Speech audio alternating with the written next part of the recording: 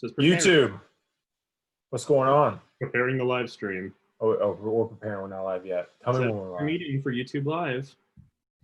It's telling me it's now streaming live. It's streaming now. There we go. We're on YouTube. What's going on, y'all? Hey. Thank you For YouTube Live. for hanging.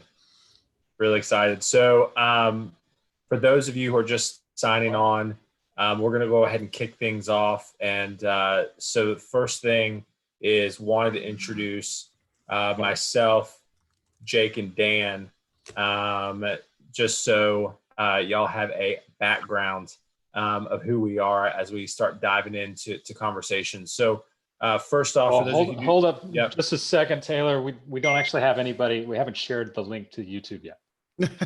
Oh, very good. So I there's have not this actually rehearsed. I anybody have this there yet. rehearsed, obviously. Yeah. So we may need to give it a few minutes for people to join. We'll share it on socials. That sounds good to me, man. Yeah, and Russ, did you want to kick it off? I just started talking because I just run my mouth for my job. So if you want to like kick it off, you can. Do you guys have like an official hashtag or anything that I can put this Yeah. on Twitter? You can tag us. It's Na- at Nash_JS, I think. NashJS. All right. Yeah. Are we underscore? I don't even remember. Not a big Guys, deal. Yeah, it's underscore. Is it? Yeah. It is. Underscore, but not overrated. Jesus, Jake.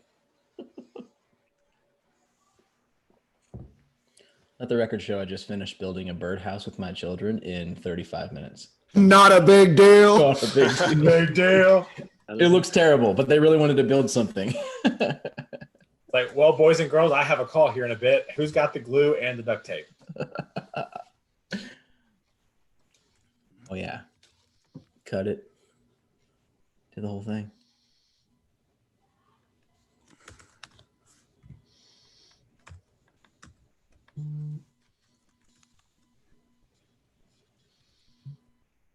All right, there's some folks trickling in. This is good. Yeah. Might want to give it 3 or 4 minutes. Yeah, we need like some elevator music. Oh yeah, look, I can see myself. I just pulled it up over here. This is wild. Yeah, you may want to mute though, so you don't get a little bit of Oh yeah. double audio Thank you. on a lag. So has everybody been watching Premier League soccer now that it's kicked back off, or is that just me? Dan and I are playing Dream League soccer on our mobile devices, and we're obsessed with it. So Yeah, it's a not pretty watching sweet game. it, but playing it on my. But did you guys hear that the NHL is going to play 6 games a day once they restart? Wow. That's pretty exciting. That's 3 in Toronto, 3 in Edmonton every day at 12, 4, and 8. That'd be fun. May Whoa. take like a month off of work, if I'm being honest. Yeah. At first, I thought you meant like every team was going to play 6. That's what I was like, man, that's Yeah, pretty impressive. Have they feel been like you get training? tired. the last Yeah, four That's like months? a baseball schedule. Yeah, that's Yeah. Hey, it's a Darwin, it's a survival of the fittest. I like my Tampa Bay Lightning to win the Stanley Cup this year. Oh, that's right. We're represented from all over the United States. Sure tonight. are. That's pretty cool. All over. Raleigh over here. We have the Hurricanes. They don't do that much. Oh, right. Yeah, they pulled some upsets. They pulled some upsets last year to get to Eastern Conference Finals. Yeah. Who, the Hurricanes? I was upset because I Yeah. paid $15 for a beer. I'd be okay if the Predators could be like not great again, because I remember when tickets were like $12. Yeah. That was kind of sweet. Yeah. I was like, I just get to watch some hockey. Of course, we can't really go to the stadium right now. So. Last year they upped the prices for parking is $30 per car. Yeah. So, And you used to be able to be like right on the glass for $30. It's awesome. All right, y'all. Well, I think we could probably go ahead and just get started with introductions. Tonight we are joined. We've got a couple different things on the agenda. First up, we've got a few folks joining us from Vaco to talk about kind of the current job market situation and what that might look like. We would really appreciate, they'll speak for a little bit, but we'd really like to be interactive with this. So if you've got questions, throw them in the chat and we'll do our best to relay them to the Vaco folks so they can kind of answer those and discuss. And then after that, we will have a lightning talk from Guy Cherkesky. Is that how you pronounce your last name? That's right. All right, great. And Guy, remind me again what you're going to be talking about. You've been working on some like home automation stuff. Yeah, I was working on an home automation for Airbnb a host, and I use AWS for that to streamline all the operation. And I'm gonna give a lightning talk about it, and I'm gonna focus on the AWS side of the project. Okay, very cool. Well, stick around for that. And without further ado, I'm going to hand it over to Taylor if you'll do introductions, and then you guys can get started. Nice, awesome. So for those of you who are tuning in, I actually started to introduce all of us before this went even live. So we are going to try this again now that people are on and can actually hear me. So for those of you who not know me, my name is Taylor Desseyn. I am here in Nashville, in the great city of Nashville. I work for Vaco Technology, recruiting manager, manage a team of 9 recruiters. Also, when we travel, speak at code conferences, obviously know many of you, but really try to be an advocate within the community for both developers and software engineers. And so I want to kick it off to my dude to the left of me, Jake Shepard. Jake, take it away, man. What? It did show up on the actual screen for me too. What? So excited to be virtually here. I would much rather be physically in Nashville, coming from Raleigh here, of course, but really, really excited just to kind of give our take on the market, how they differ and how they're similar, and hopefully how they've bridged actually over some of the new waves of remote. So excited to be here. Also at Vaco, I do stuff and things with technology and stuff. So. Nailed it. Dan. Take it away, big dog. I love it. No, my name is Dan Thompson. I'm a senior director of technology down here in Tampa, Florida, beautiful Tampa, Florida, but a big Nashville fan.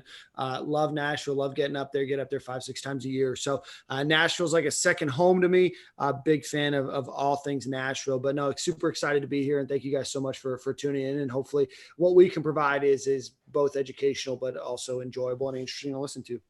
Yeah, absolutely. So I think, and for those of you, so we did a LinkedIn Live this morning for Vaco, and I know some of you obviously have seen that or tuned in. So this episode, so this specific kind of session, what I want to do is obviously talk high level about really kind of what we're seeing in the market right now, how to network, and really kind of how to tackle the job search from a remote perspective and being all virtual. And then what we want to do is we really want to drive Q&A. I think both Dan, Jake, and I, we love to talk.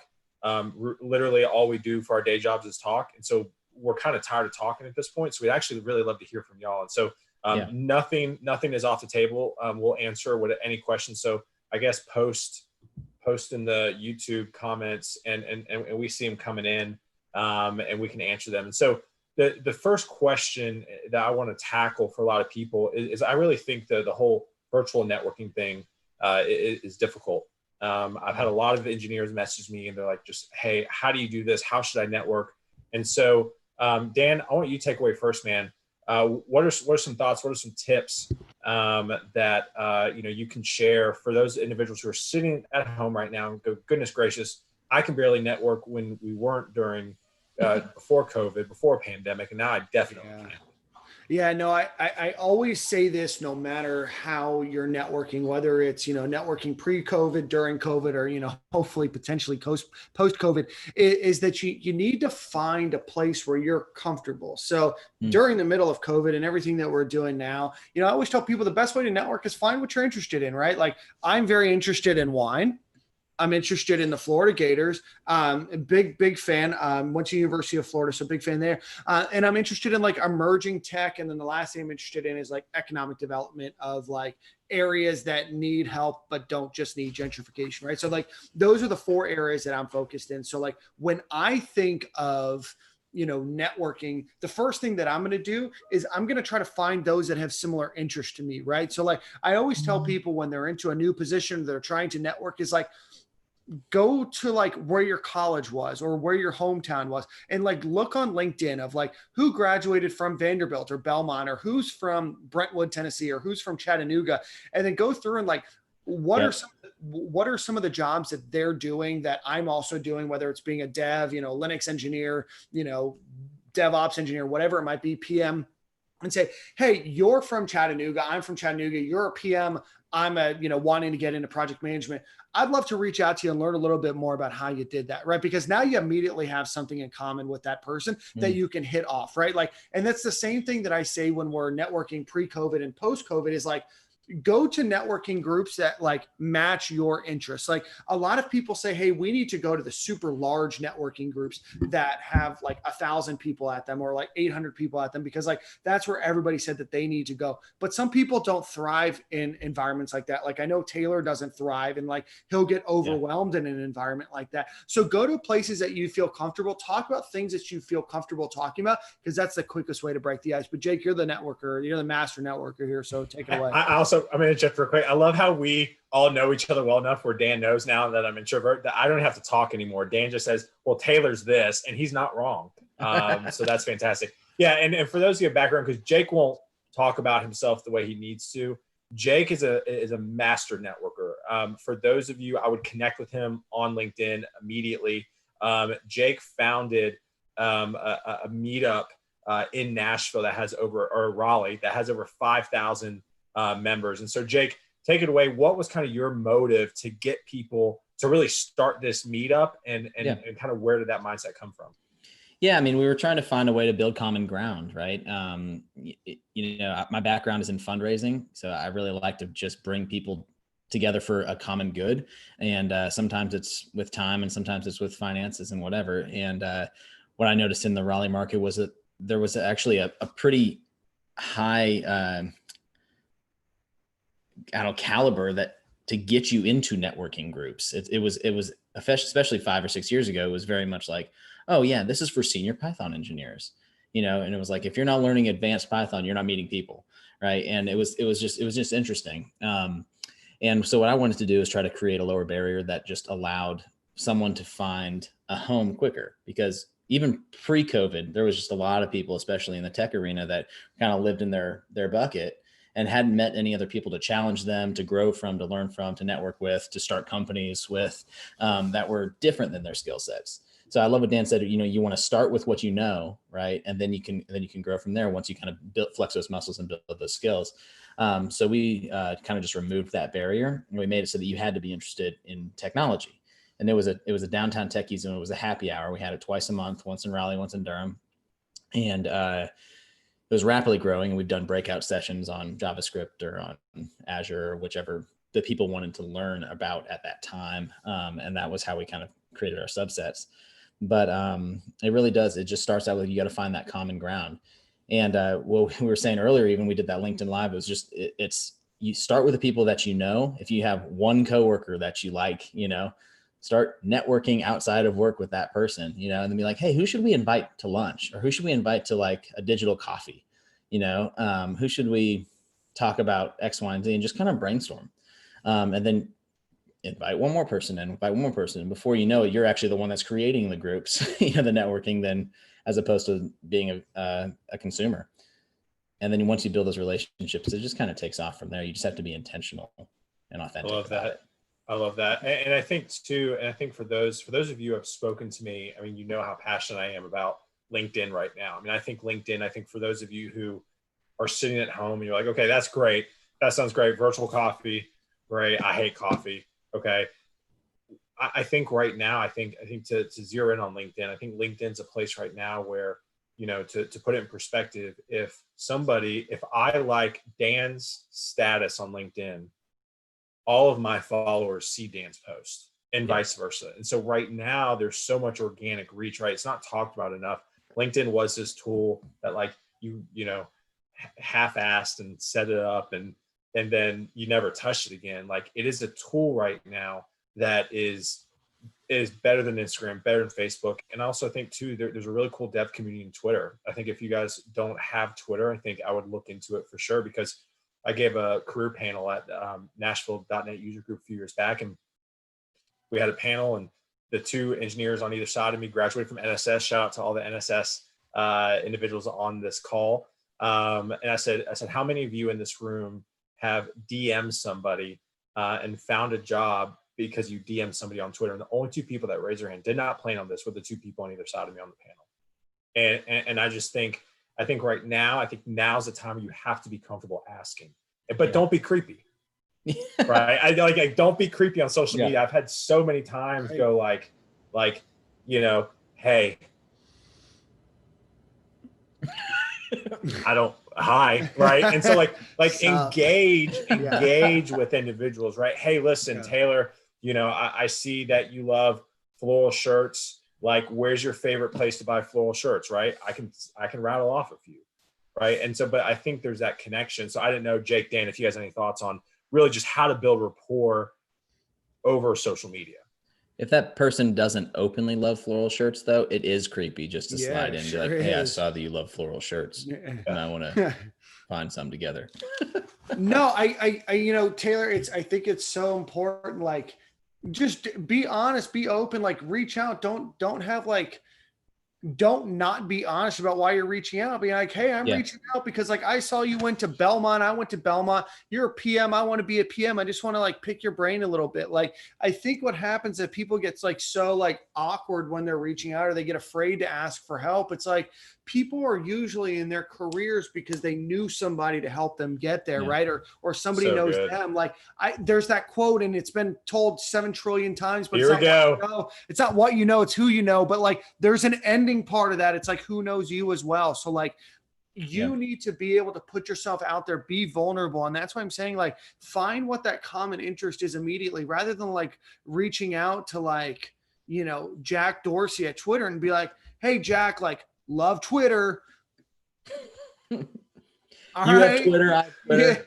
Like, so we're obviously best friends. Will you tweet at me? Will you follow me? Right? Like, but find that person, right? Like, go out, you don't even have to step out of your comfort zone. Like, find where your comfort zone is and like figure out how to like push the bubble out a little bit. But you don't need to like break out into this like new world of like, oh, I need to reach out to everybody and become this master networker. Like, just engage in conversation. Hey, I saw that you worked at, Taylor, what's a big company? HCA, right? Like, hey, nailed it. There you go. See? Not a big deal. Not a big deal. So I saw that you worked at HCA. I work at, a hospital system, Advent, here in, in Florida, but I'm looking to move to Nashville. Talk to me a little bit about like what HCA is doing, right? Like, those are things that you can do to break the ice, that people are going to be like, oh, like, I'm interested, rather than being like, hey, ASL, right?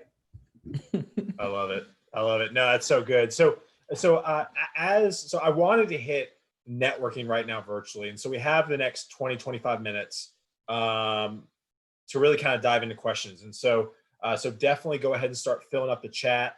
And I think, so the first question that we got was, what is the most in-demand technologies for junior dev positions? So I think what's really cool right now is that you have 3 different cities in the Southeast being represented. And arguably, I would say, aside from Atlanta, probably the hottest tech cities outside of Atlanta in the Southeast. And so, Jake, I'm interested to kind of see kind of what you're seeing from a skill set. I have my thoughts, and then we'll jump to Dan.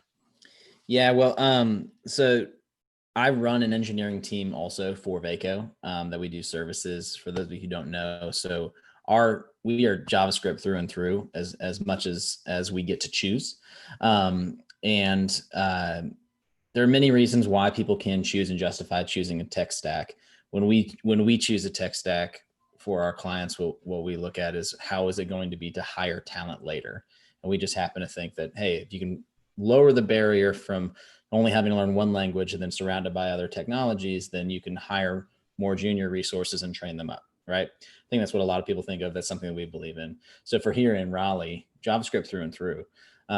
You can prototype a lot of stuff. You can build a full application yourself. It takes a little longer by yourself, but you can. And Yeah, so we love some React Native Node in our shop, and most of the startups in our area and companies that are less than 5 years old do that.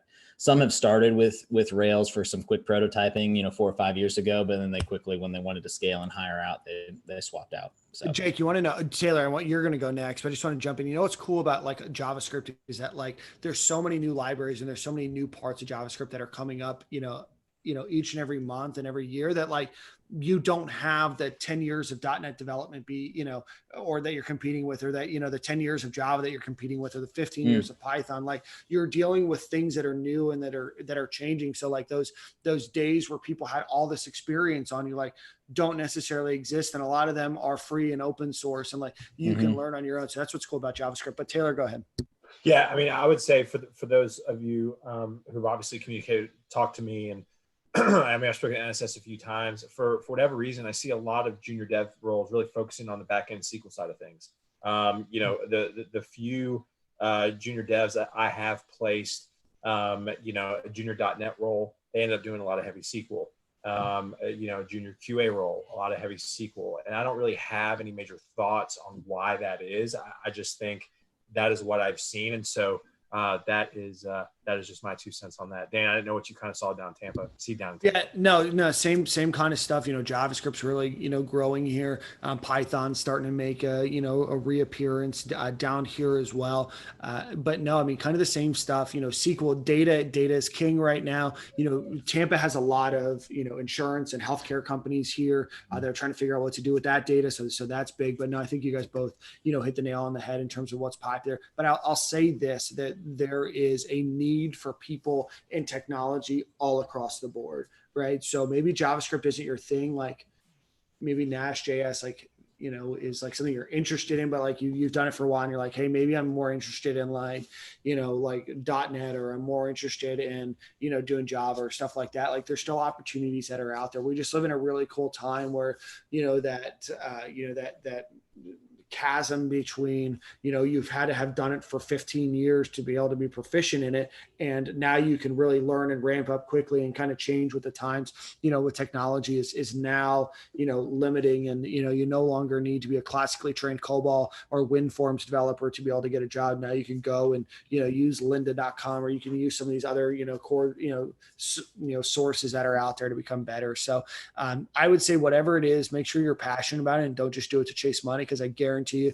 if you do it to chase money, you're going to hate, you're going to really hate it after a while. I love it. Yeah. Love What I've been talking to a lot of people recently, or that's ever more important, especially with data, is just understanding overall architecture.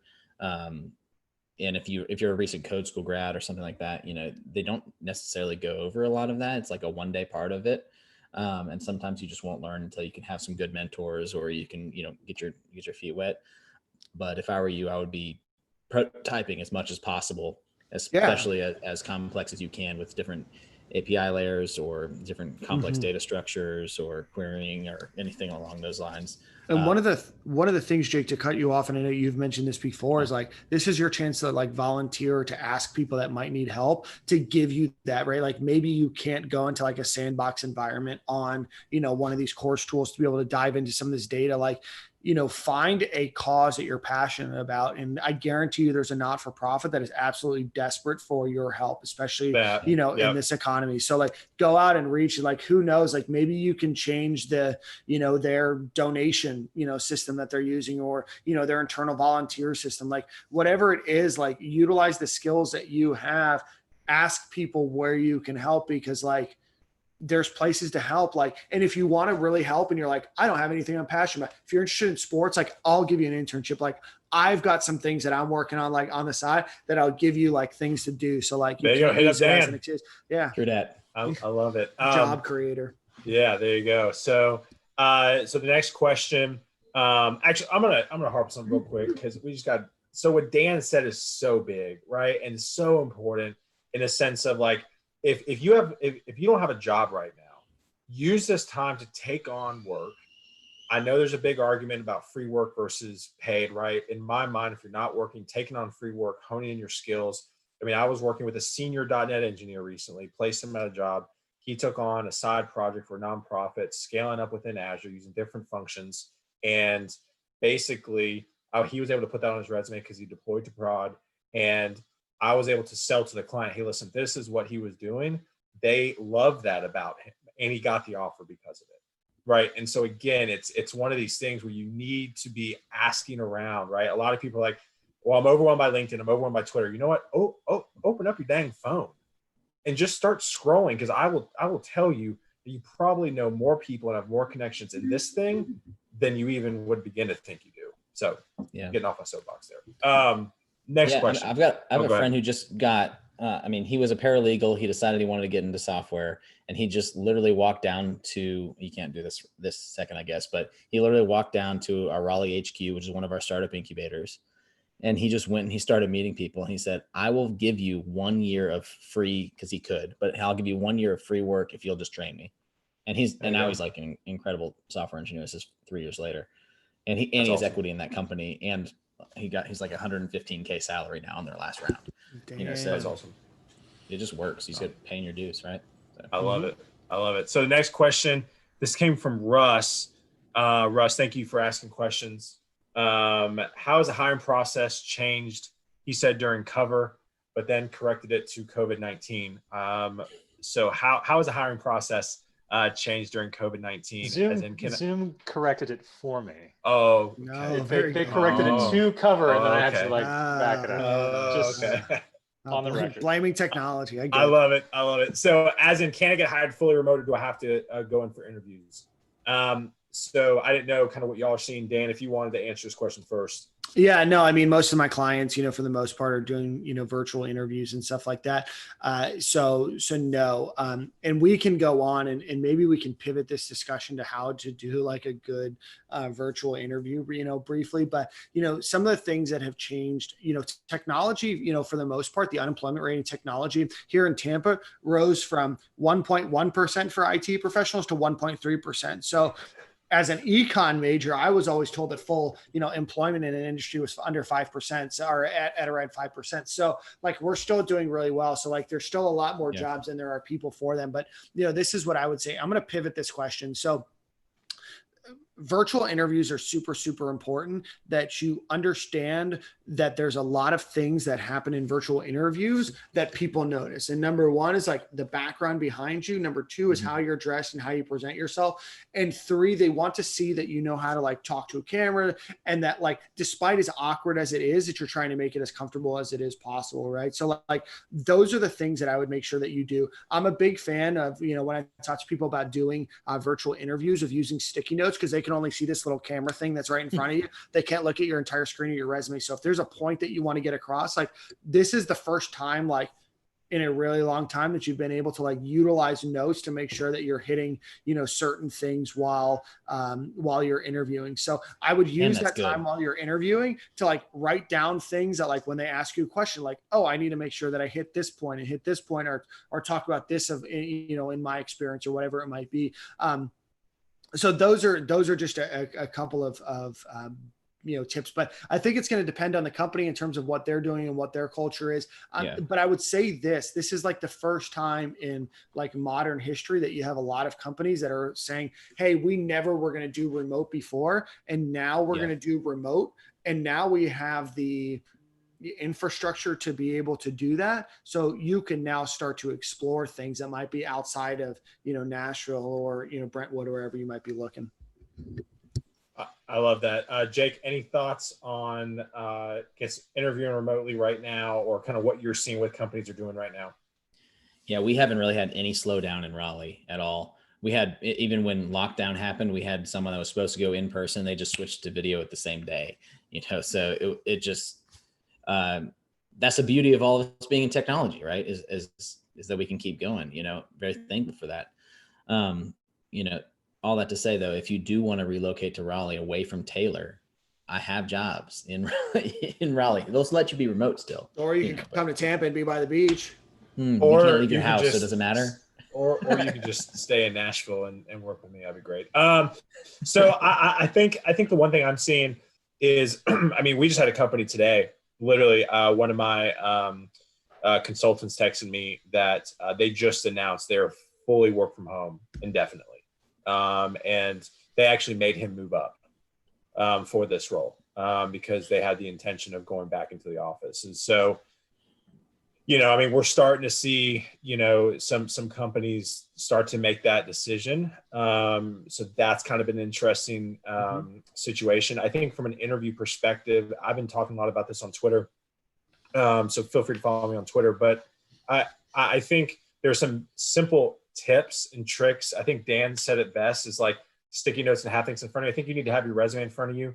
I think you naturally can't remember everything you have done. I think you need to actually have a pen and piece of paper up or out, because I think a lot of times I like to interrupt people, and I'm currently getting better at it, trying to. And so Taylor, you make a great point. I was thinking. Yeah, I was just about to say. That's just So, but I think a lot of times, right, you don't want to interrupt the interviewer, right? So I would jot down notes if you had things popped in your head, and I think too, it's like Dan said, be professional, like dress professionally, right? Maybe not the chest hair for the interviews, but definitely be yourself, but be professional. But I would say companies are now pushing everything to video for interviewing, and quite frankly, which has been nice. I don't know if you boys have seen it too. They've actually relied on recruiting firms a little bit more. Go ahead, Dan. No, I was going to say, I'm going to completely pivot to what you were saying to something before, is like, this is now your time to like ask questions about what they're going to do as well. Right. Like, Taylor has a lot of questions of like, the top 10 things you should ask a recruiter. I can give you a list of things if you follow me on Twitter, DK_Thompson, about like, questions to ask when you go on an interview.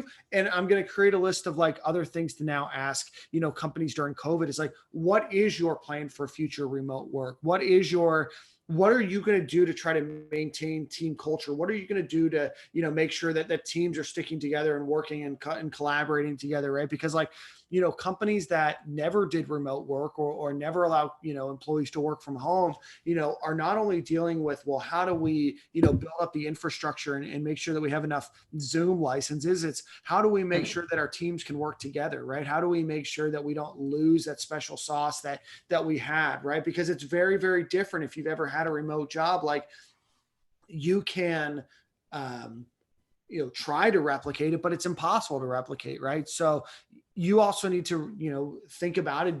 Are you okay with a fully remote job, right? Like there's a lot of, companies that aren't going to be fully remote. So these are all things that you need to think about. So like, I think that's what's changed the most is like, it's now required companies to think deeper into like who they are rather than like, oh, we're this like cool company because we've got a really cool office. It's like, now that office is gone, what else are we, right? I love that. I mean, it's so good. I think even more so now than ever, the job seeker needs to come with more questions, right? You can't just show up to an interview and answer, some coding questions and then you're done, right? You need to make sure you're asking these qualifying questions because you need to do it to make sure you end up in a good place, because at the end of the day, everything's virtual, right? Ask the recruiter to have another call. If you don't feel comfortable, ask the recruiter or ask the hiring manager, hey, listen, I don't feel quite right. Can we have another call? I will tell you this. I have more respect for software engineers who ask me, hey, I don't feel great yet about this gig. Can we have another call? I'm like, yes, absolutely. Because it shows that you care. And I think showing that you care during this time will set you apart. Jake, I didn't know if you want to take the next question.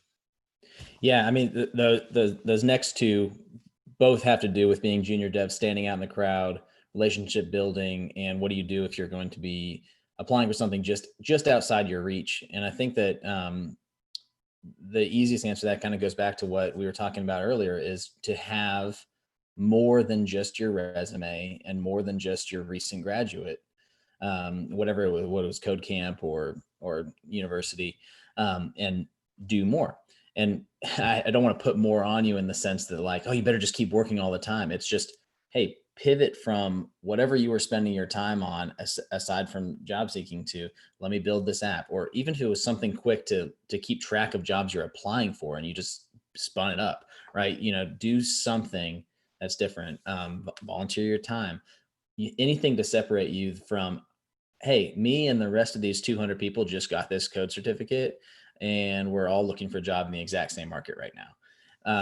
So just differentiating yourself by actually doing more. You can jump light years ahead by just doing, Dan, with your wine coming in the corner. Thank you. Thank you. We'll take Thank some you for my wine. You can jump light years ahead of people that have been doing the same job for 5 years if they don't ever look outside of that one task that they happen to be assigned to. So it's not all about years of experience, it's about solving those problems. Absolutely. I love that. I think I've been telling a lot of the NSS grads this. I think your capstone project is your bare minimum now. And that may be pretty overwhelming, but it's the bare minimum. And so again, and I think it's learning how to write your resume. And this is for anybody, right? Learning how to write your resume. If you're doing some pretty substantial side work, right? Shameless plug. We have side work. It's the Unicorn Finders. Please check us out. We have a podcast. We have like 8 episodes in. We'll record another one tomorrow with Jerome Hardaway, for those of you who know him here in Nashville. And so check that out. But so we have a side project, right? This side project for us is actually a lot. And we're talking to a lot of people and it's giving a lot of our time to it that needs to go on a resume, right? Same thing if you're a software developer. If you're spending 5, 10, 15, 20 hours a week on a side gig, notate it. But here's the deal. Don't notate it down at the very bottom under side projects. Put it in your professional experience because it's professional experience. Yep. When I was speaking at Project Shift as one of our code schools here, and they started this last year now, where after you do your final project, you pair up, it's not part of their curriculum, but it's suggested that you pair up with 1, 2, or 3 others from your cohort and just take it as your own thing that has nothing to do, doesn't say code school on it. It's, we launched this company and, microphones are us, and we just built this digital microphone and that was our project. But now we're trying to launch it as a company while we're looking for jobs, right? It gets you in the habit of stand-ups and of assigning tasks and of, moving across the technology stack and kind of in that rhythm of working already. Hitting different deadlines, and gives you anything else to talk about besides I just graduated, which everyone's just graduated. I'm sorry, but it doesn't matter. You have to do something else. Yep. Another question too just came in, and by the way, y'all, get any last question or two. We're gonna wrap up here and hand it off to God to talk more interesting tech stuff than job searching things, because it's gonna be more applicable. So now that jobs are moving to more remote, our company's helping with home setups more. I haven't had that, boys. I want to know y'all's thoughts. Oh yeah, absolutely. Yeah, we're seeing it a little bit over here. A little bit. Okay. That's a great question, right? Like it is. Ask, right? Like when you go in an interview, ask that kind of question, right? Because like the expectation shouldn't be that you just, have an additional laptop or that you have an additional monitor or that you have like the ability to do that, right? I mean, the right internet or the right internet, right? I mean, Tampa has a very dense urban, urban area where a lot of people live downtown, right? And so like, that's not necessarily, same with Nashville, same with Raleigh, like that's not necessarily like an area that's like best available to be able to work from home, right? So like, what are we doing to be able to provide the best setups, to make sure that we're putting ourselves in the best position? But no, that's definitely a great question to ask. I love that. Was that Bolt barking just now? Was that Bolt your corgi? Yeah. Nice. Bolt. Bolt. All right. Last one more. Jake, I don't know if you have any thoughts on that. I'm trying to wrap this up here, and we're getting some more questions. I think you should ask for it. If they don't Absolutely. offer it, you need to ask for it with an offer. It's, in my opinion, at this point, it should be a benefit that's offered no matter what.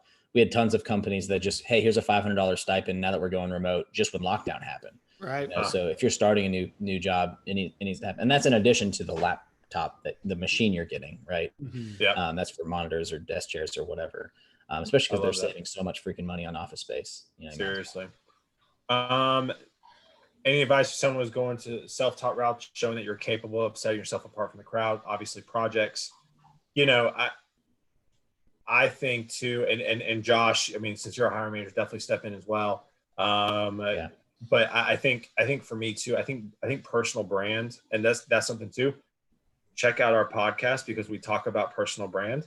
But I also think too, I think being active on social, right? Being active on Nash Dev, being active in the JavaScript community channel, right? Because all these guys, Josh, Will, Russ, all of those guys see your activity in JavaScript, and if there's somebody that's constantly contributing, that means you care. So that's really big. So Josh, I didn't know if you had any thoughts as a manager. Yeah. So I'm Josh. For those of you that don't know me, I'm a senior software engineering manager at a company called Webflow. We're a mostly remote company. So we've been doing this for a while, and I interview and hire a lot of different engineers over time. And I myself am actually self-taught. I come from a self-taught background, so this one's very near and dear to me. For me, as a hiring manager, like one thing that I'm really looking for with self-taught, like Taylor says, is engagement. Like, I recognize that if you're going the self-taught route, you might have constraints. Like maybe you have another career that you're trying to exit out of. You might not have the time off to go to school. You might not have the feasibility to go to undergrad, and that's okay. Like that totally happens. It might take longer to go that route, but realistically, at that point, I'm looking for like, well, what is it that you do try? Like when you take on a project, you finish it. Like one pitfall I see with a lot of have some fun open source projects, but knock them out. Like one pitfall I do see with a lot of self-taught people, and I'm guilty of this myself, is that you'll have 100 little things where you've barely touched it. You've never really seen anything through. When you see something through, even if you're just following along with the tutorial, going from start to finish and seeing the entire life cycle of that is a huge game changer, because it shows me a competency in kind of the bigger picture. When it comes to the nuances of like, this specific method or this specific class, it's like, I can teach you all that, and I plan to teach you that. What's hard to do is to see if you really understand what you're getting into. And then on top of that, if you understand your limitations. I would much rather ask you a question about something and you tell me you don't know, than you try to string me along and pretend like you do. Because it's insulting to yourself, first and foremost. Bingo. It's just a big waste of time. So, and honestly, that goes to just about any engineer I ever interview. It's like, please, like if you don't know something, I am far more interested in your limitations and your recognition of that than your capabilities a lot of times. Because especially as you move up your career, I feel like when you ascend to like a senior or a staff software engineer, you operate more in a space of restraint than anything else. And so having that level of discipline is really important. I also find that a lot of self-taught people, this isn't always true, usually come from other careers. They're second career devs, they're third career devs. They have some sort of other professional experience. Like, do talk about how that applies to software engineering. I have a background in music production, like everyone else in the city of Nashville. But what does that involve? It involves a lot of complex systems interacting with one another, where there's a certain level of balance that comes together to make a final product, where there's multiple points of collaboration throughout, and there's rules and regulations that enforce how the business of it works. It's like, so I can apply a lot of that to the software engineering career and still talk about that. And so don't be afraid to lean into what you've done. You'd be surprised, like with that first job, like working in a fast food restaurant, might actually teach you about dealing with more things being thrown at you that you can handle at a time, and managing competing priorities. So don't be afraid of that. And lean into it, because that's something I am looking for when you are self-taught. I really want to see and understand that. All the other things, it's like, the other side of that too is like, really just, and this is a little debatable, and Taylor and I go back and forth on this, but like, if you're self-taught, write a cover letter. Please write a cover letter. Please write a cover letter. I know that tweet went crazy when I posted that the other day. Yeah. That was wild. Like, it sounds nuts, but like, I have hired 5 people on my team by taking a gamble on them because their cover letter was so compelling. It really makes a difference, because if I want to find a qualified like engineer with React experience that's got all these things, it's like they're a dime a dozen. But also those jobs are a dime a dozen, and they'll go, it's like you're 3 years in, you can do this, like that's fine. Then you're just relying on code assessments and other things to try to like see how they fit in. But like, if I'm looking to bring in somebody new or somebody with a different level of experience, like having that separation, understanding why you want the job. And when I say write a cover letter, I mean like write one. Like don't just make a form letter. You don't need to like make a page essay. But like don't write a cover letter and then send it to me addressing somebody different at a different company. I've gotten plenty of those before. but Sure. like it really does make a difference to a hiring manager, especially one who's been doing it for a long time, because we want to see those distinctions and we want to see that awareness, because like diversity of thought and diversity of experience is just as important as any other diversity in the hiring process, and we want to see that. So I don't know. That's my 2 cents. I get a little soapboxy about that, but I love self-taught people because they don't have the same convictions, they don't have the same opinions, and they're usually open to a lot of different interesting ideas. And it's a great balance for team dynamic. So awesome. Dang, That's Josh, awesome. you just crushed it. Okay, Well, yeah, to that's conclude that, again, so I think that's it for us. Dan, Jake, I don't know if you had any closing thoughts and some encouraging words for some individuals watching right now. Hey, be like Josh. Just whatever Josh said. just do retweet. that. Yeah. Yeah, no, I'll start. I think that there's a couple things. One, this is something that I say. I lead a team here in Tampa of a number of folks, and the biggest thing that you can say and do is like accept that saying I don't know is okay, right? Or accepting that like I'll go find the answer somewhere, or I know how to be resourceful to find the answer is like so much more important than like sitting there and trying to like lie or make things up, because we know, right? So like being able to say I don't know is okay, especially like if you're young. And I know there's a lot of junior developers that have been asking questions or commenting like it's okay that you don't know everything. That's perfectly fine, and admitting that is perfectly okay. Number two, I say this always, Josh kind of mentioned it and when he's talking about a cover letter, is like when you have a resume, like use it to tell your story. There's a lot of like conflicting things out there on the internet, and so like here's like my piece of like conflicting information is like use your resume to tell your story,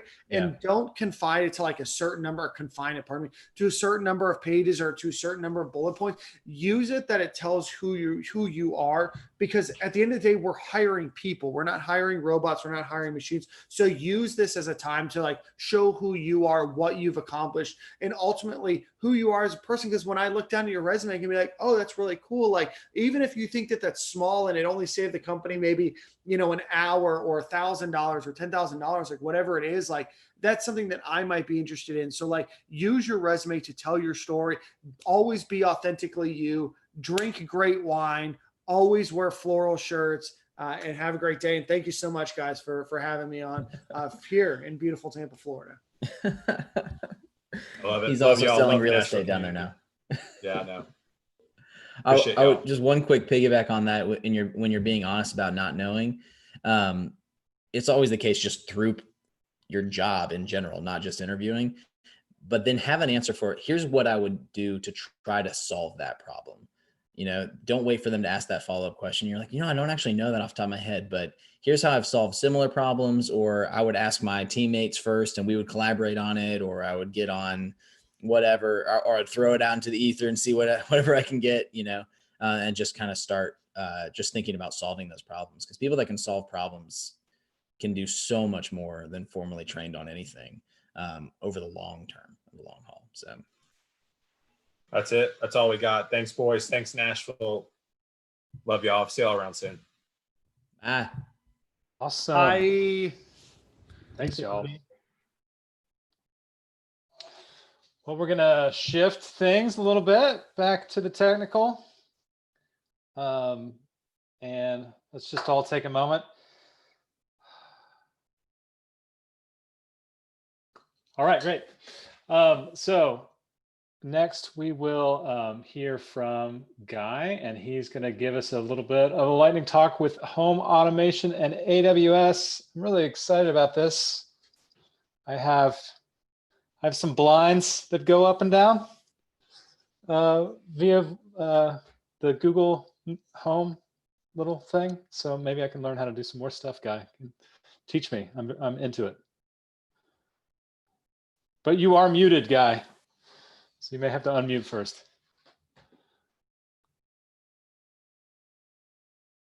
Let's see. There you go. There you go. Oh, can you hear me now? Got it. Yeah. Can you hear me now? Can you see the screen that I'm sharing? Yep, looks good. Okay, awesome. So let's start. So Hi, everyone.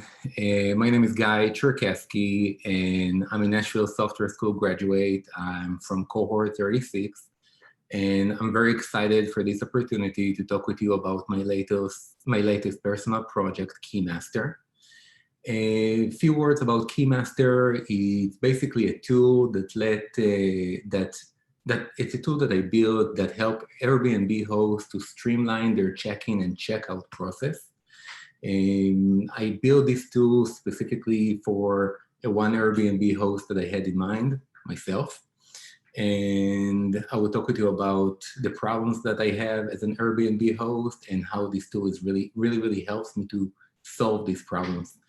I will focus more on the AWS side and how I used it in my project, and less about handling the data that I'm getting back from the APIs. So let's start. So the problem with the Airbnb industry, and especially with professional short-term rental managers, is that sometimes they manage multiple properties. They can manage 20 properties, 30 properties, and sometimes even more than that.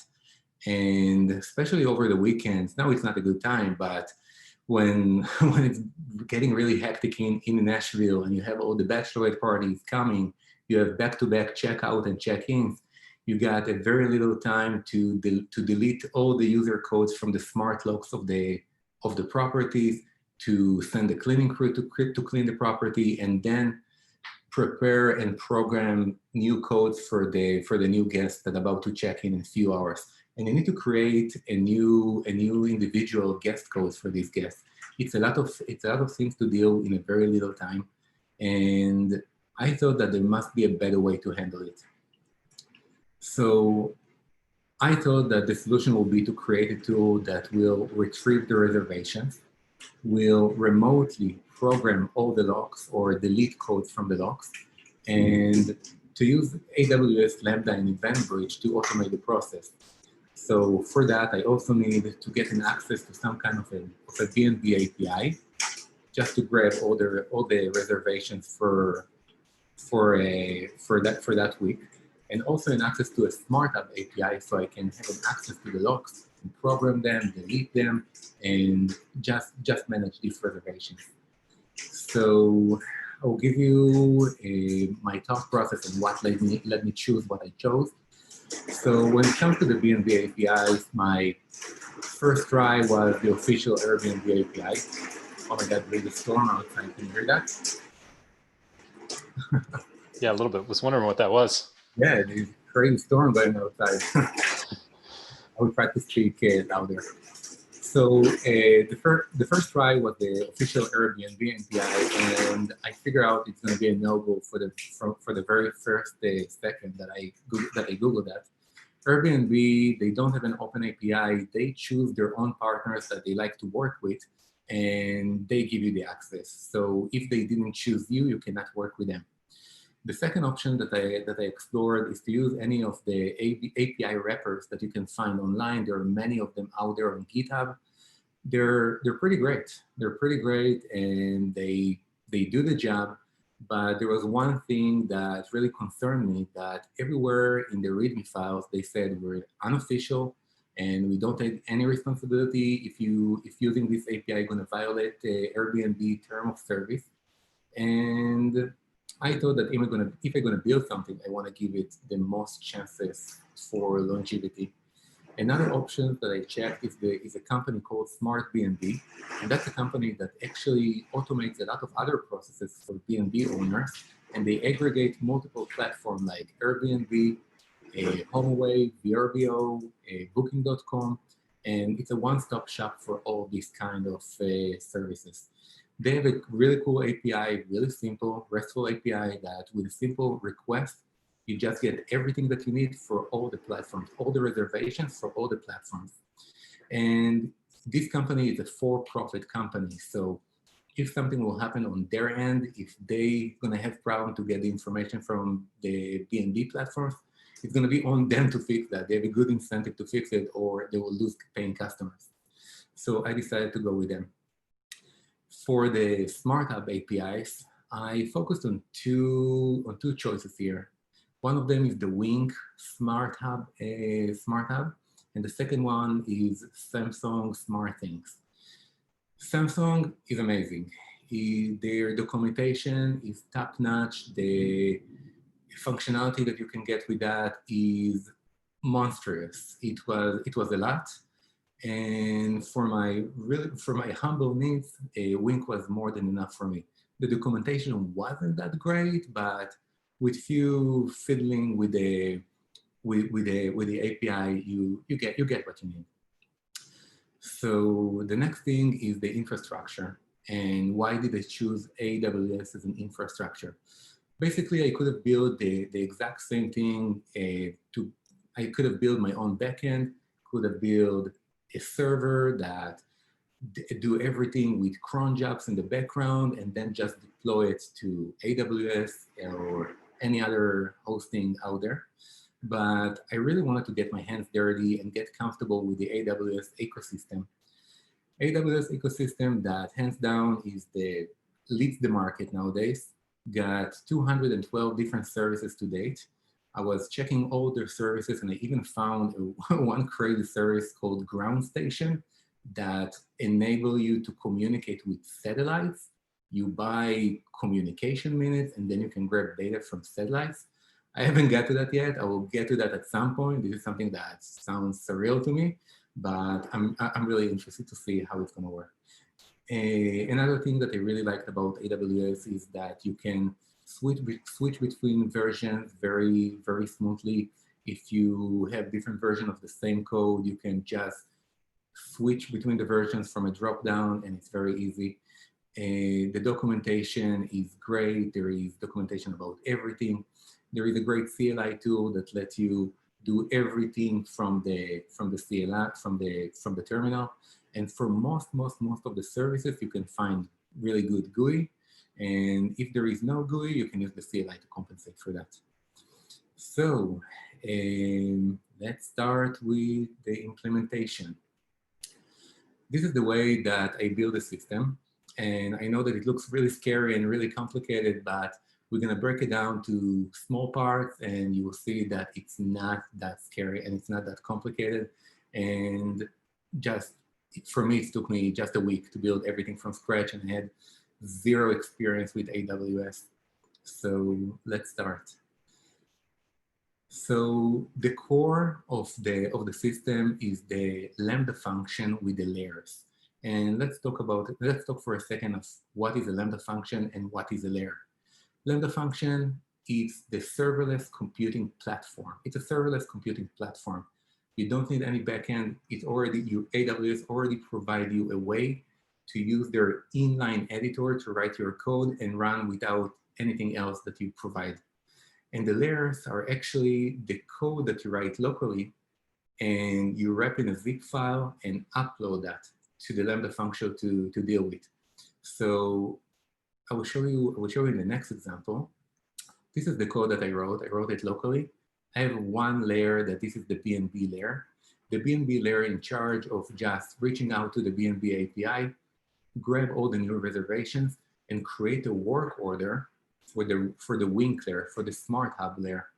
And when I say work order, I will explain exactly what it is. A work order is, what can be a good example? Okay, let's say that you manage a house in Franklin and someone rented that house. A work order will translate that Franklin house to 3 different locks that need to be programmed: front door, back door, and side door. So this is the work order that we're building. We get all the reservations and what locks needs to be programmed. If you're interested to dig into the code and see exactly what I did there, I have all the code on my GitHub account. I will be more than happy if you go over that and give me some feedbacks or ask some questions. And this is how you see the Lambda function from the AWS console. You can see that we have the Lambda function here with a layer, and we can see that it's linked with the event bridge, with the event bridge service to trigger the Lambda function on different time, on different schedule. The first one that we have here is the refresh token cron That's trigger the system every 10 hours. We have the checkout cron that trigger the system every day at 2:45. Checkout, that means that the customer left and you need to delete these customers' codes from the log. And the other one that we have is the check-in cron, which triggers the system every day at 2:30. And check-in means that there is a new guest coming in and we need to program new logs. We're going to see exactly how it works in a second. Let's see. Okay, so this is the Lambda function and this is the Lambda handler. So the handler is the code that sits inside of the Lambda function itself. And import, we can see here that we're importing all the relevant functions from the layers.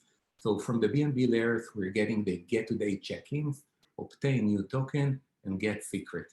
From the Wink layer, we import the make work order, program codes, and delete codes. And here we have the Lambda handler function that check what event being triggered. And according to the event, we're invoking the right method. So if it's a check-in method, we're invoking the program codes method. If it's a checkout event, we invoke the delete codes one. If it's a refresh, that means that we need to refresh and get a new authentication token. We're invoking the obtain token. So what is the action? What is that action that I'm checking here? The action actually is the event that the event bridge sent to the Lambda function. It's as simple as a JSON. It's a key value per JSON that the cron job that the event bridge sends to the Lambda function. And here I just check what it is. So if the event bridge they send this one, action checking, I know it's this one. If it's action checkout, it's this one, and so on. And now let's talk about the secret manager. We talked about the Lambda function. We talked about these two layers. Let's talk about the secret manager. So the secret manager is the secure place that I save my authentication token. If I really needed to find a solution of where to store that sensitive information, and more important, how can I update this access token every 10 hours when it expired? So the token basically expired every 12 hours. I get a refresh token from the API, and I need to send my current authentication token with the refresh token to the BNB API to get a new refreshed authentication token. And that's where I save it again. I go back to the AWS secret manager and update the token there. What else? That's it about that. And next, we're going to talk about CloudWatch. So CloudWatch helps you to analyze metrics and logs. So I created a log group that linked to my Lambda function, to this Lambda function. And I stream all the logs to, and I get all the logs from the Lambda function to CloudWatch, and I can watch them. And this is how a sample log looks like. You can see all the stuff that I'm printing to the logs. I'm getting the BNB work orders with the check-in dates, checkout dates, the code, which I need to find a solution for how I'm going to create different codes for the guests every time without stepping in and do it manually. So I decided that the unique code for the guest is going to be the last 4 digits of their phone number. It's really easy for the guest to remember that code, and it provides some kind of, it's not a UUID, but it's very close to that. I never had a situation where 2 guests had the same code. So we're checking all the reservation. We see that for the first 2, there is no codes to program today, and boop boop, we program 2 codes for that guest, and that's it. And we're done with that work order. What's next? Next, we're going to talk about another Lambda function, the keymaster log function. I created a log string from CloudWatch to this Lambda function, and the sole purpose of this Lambda function is just to get all the logs from CloudWatch, parse them to HTML, and then using, Yeah, I have that slide as well. That shows you how I handle all the logs that coming from CloudWatch. I'm getting all the logs from CloudWatch. They're coming coded and compressed. They're coming coded with base 64. So I decode the logs. I'm unzipping them, JSONifying them, and then just loop through them and creating a nice HTML that I'm flattening to a string, and that string is being injected to an HTML, to a different HTML string, and that being sent through another service, the SES service, the simple email service, to the user. So that's one thing that when I did that, I thought to myself, yes, AWS, this is the way to go for me. Because if I didn't use AWS for everything, I guess that at this point, I probably would have my own SMTP server just to send that simple email, or using external libraries to do that. But here it's just as simple as connecting pieces in puzzle. I CloudWatch, stream the logs to the Lambda function, the Lambda chat function build an HTML, SES, just shoot it to the customer. This is a sample report. You can see what I'm getting here. I'm getting the nice logo here, activity detected. It seems like a checkout report that checks all the logs that are currently guessed in these properties, and they're not checking out today, so we don't need to delete their user codes. Very simple. What's next?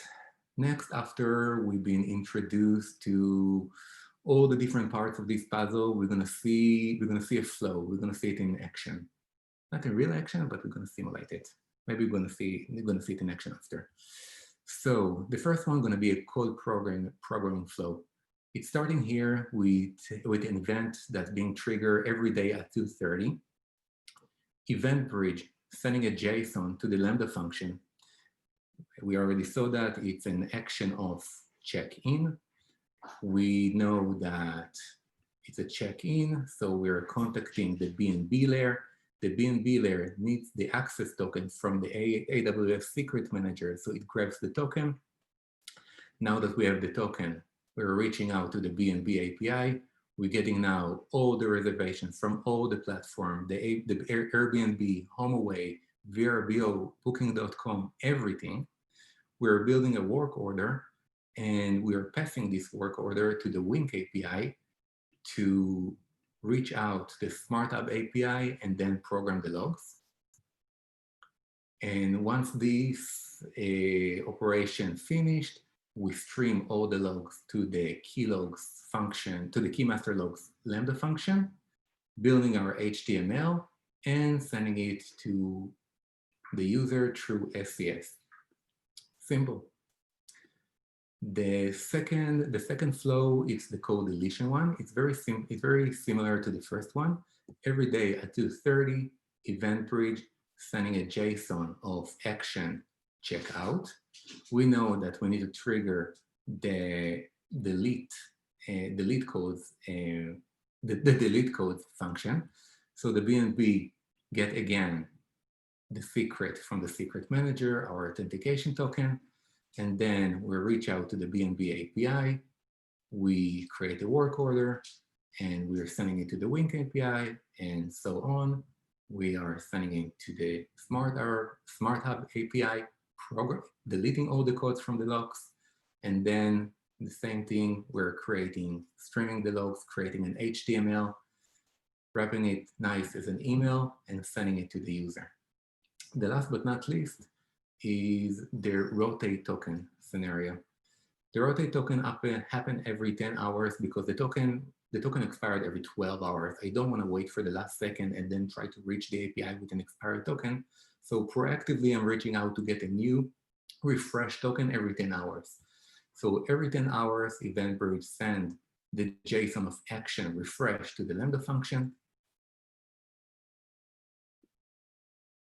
The BNB got the obtain token method, getting the current token, the authentication token with the refresh token. We're sending them both to the BNB API, and we get a new authentication token.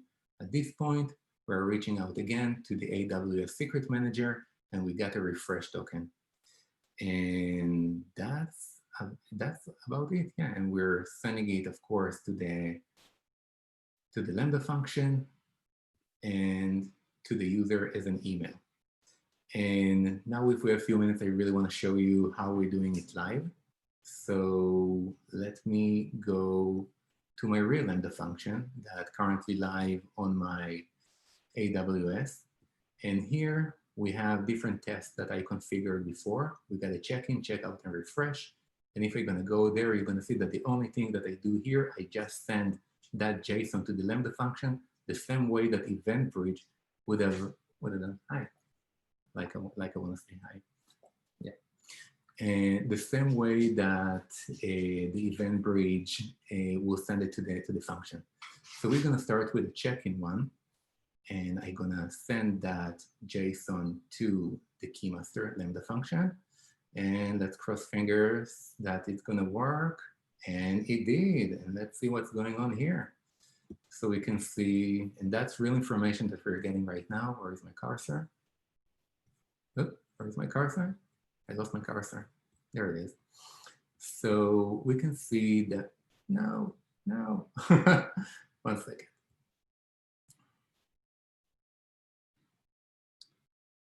Let's do it again. Yes, so we can see that everything is okay. We got the BNB work order. We got the actual work order with the lock IDs. And I can see that, oh, we have a guest coming in today. So we programmed the codes for these guests. And that's it. Let's try the checkout flow. Yeah, everything is okay. We don't need to delete the cleaners code. They're not checking out today. The guest that just check in and we programmed the logs for, of course, is not checking out today either. And everything is okay. And let's go to my email and refresh the email. Let's see if we got anything new. And we did. We got a keymaster report that shows that everything is okay. We programmed the logs for that customer. And the second one that we just got is all the logs that doesn't need to be deleted. So basically everything is okay. You see, so I just getting it to my email. I don't need to worry about anything.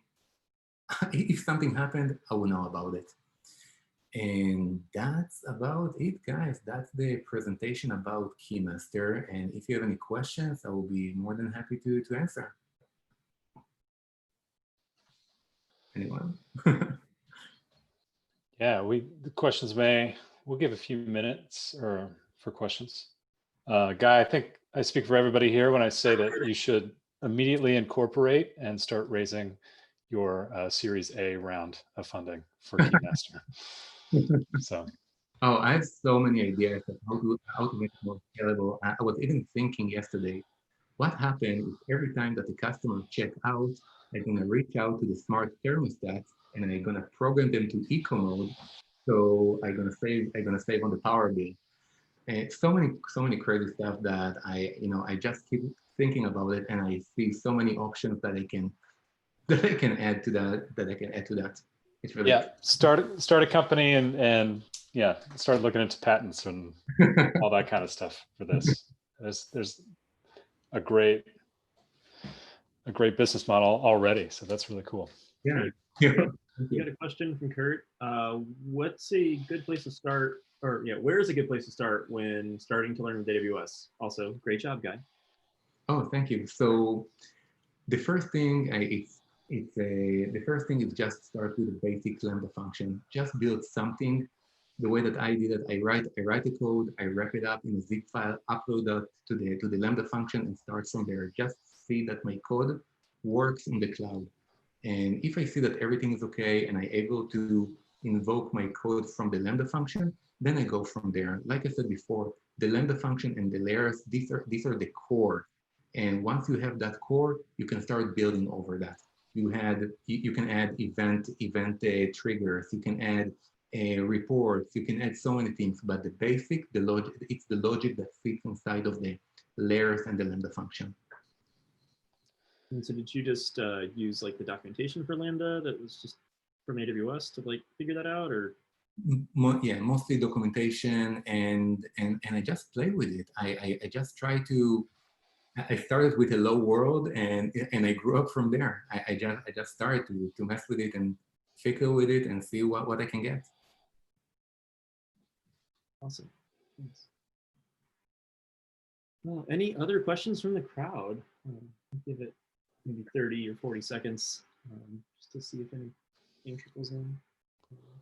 Yeah, so I'll go to the next slide, and I will just say that if we're not going to get any more questions, I'll be super happy if you're going to reach out to me. I'm on GitHub, I'm on LinkedIn. This is my GitHub. This is my email. If you have any questions, if you want to give me some feedbacks, I'll be more than happy to hear what you have to say. Well, that was super cool. Thanks very much, Guy. Yeah, I think we're good to wrap up. Yeah, thank you very much. Yeah. Guys. It was real fun to do that. I really appreciate it. All right. Well, I think that's it for us tonight. Yeah.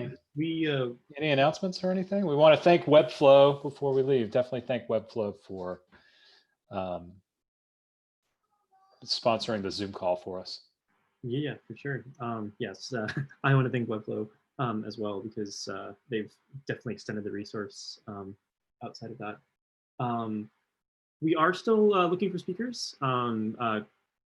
It's very likely that we're going to be doing this virtually for a while, and even when we go back to in-person, I actually do like the Q&A component in the access, so I'm going to see if we can keep doing this no matter what, indefinitely. But anyway, if you are interested in speaking, if you haven't spoken before, reach out to one of us on NashDev, or send us a DM, or find a way to get a hold of us. We're pretty easy to get a hold of, and we'd love to help you put a talk together. But yeah, other than that, have a good month, and we'll see you online. All right. Thanks again. Bye, guys.